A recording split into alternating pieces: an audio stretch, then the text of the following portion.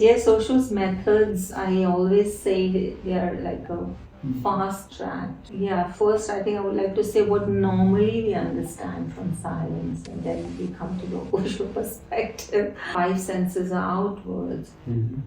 But there is an inner senses as well. Yeah, we don't have five, I would say we have 10 senses. Yeah, OSHO has said it.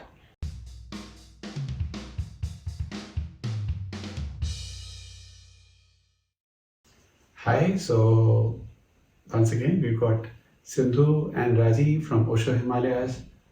This is our podcast number 5 in our series of podcasts on meditation. And today we're going to be talking about silence. It's interesting to make a sentence which says talking about silence, but anyway, we'll talk about it. We've had some fresh snowfall, as you can see on the Dharadhars. The mornings are having a bit of a chill. It's really very beautiful. And Himalayas have their own beauty, their own silence. And so maybe I'll start with asking you, Sindhu. So we have a lot of participants when we ask them at the beginning of the group and they say, like, what are you here? What are you looking for? And often the answer is we're looking for silence. And some of them do get impressed by the silence we have around over here. So what exactly is silence, the way we understand from Osho, or your inputs on it? Yeah, first I think I would like to say what normally we understand from silence, and then we come to the OSHO perspective. Right. Yeah, normally we feel that silence is an absence of sound or noise. It's cutting yourself away from all the noise, it's noiselessness, and maybe being in a cave in the Himalayas or closing your room where there is no sound coming, yeah? Right. It's kind of an empty space. Right.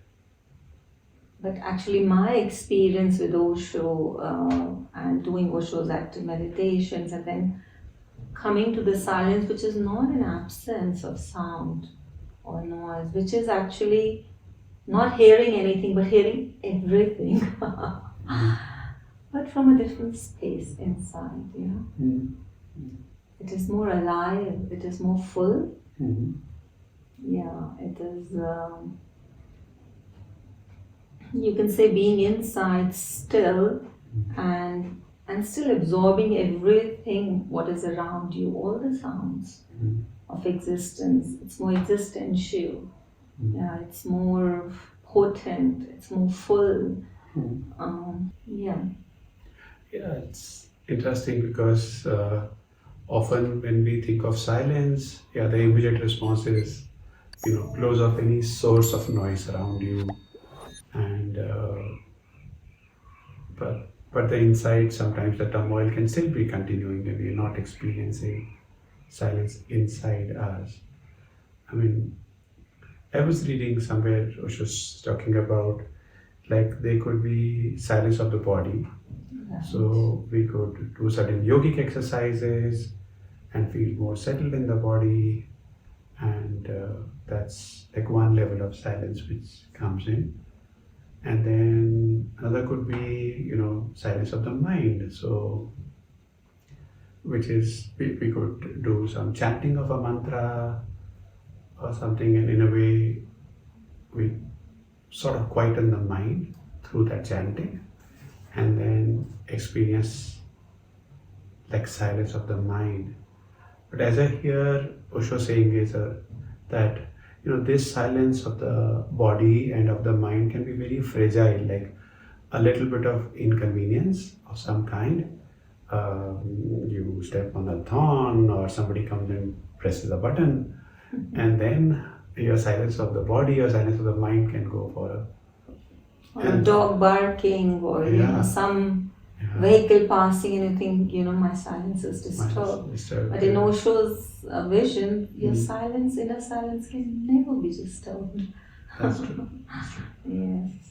So, like silence of the body, silence of the mind, and then, like, Osho also talks about Sufis. Now, they've done a lot of work around the heart, so you can even have, through that those methods and love and everything, they can, you can enter a space of silence of the heart. And then he talks about Turiya, and which is the fourth. So there is beyond the three. So body, mind, and the heart, and then there is a silence of the being. It's like a center of a cyclone, and things are happening around, but then you still have that inner silence, which is there with you always. Undisturbed, you are still in silent inside. It's what he calls the witness or the sakshi. That's right. Which is the silence of the being, as I understand, the inner state where it's just being. Yeah. It's just as it is. And often we say, like, how to go into that. I mean, he talks about, often it's talked about closing all the five senses, The five senses are outwards. But there is an inner senses as well. We don't have five, I would say we have 10 senses. OSHO has said it. And he says, the outer are closed, but when you open yourself to the inner world, right. And it always starts with your sixth sense, as we say, the third eye, which is like a GPS of the inner world. That's right. And going in, once you learn that art or you have that knack, the third eye is open, and then you know how to go in. And then everything is different, Even your listening is different. Your smelling is different of the inner world. You see things with the inner eyes. The seeing is different. And then that's where that glimpse of silence, which is, as I said, alive, which has its own light, which has its own sound, which has its own fragrance, that can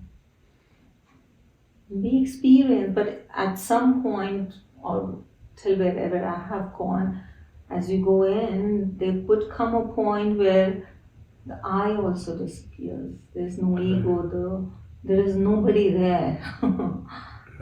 Just a state of relaxed awareness, a state of being, a state of isness.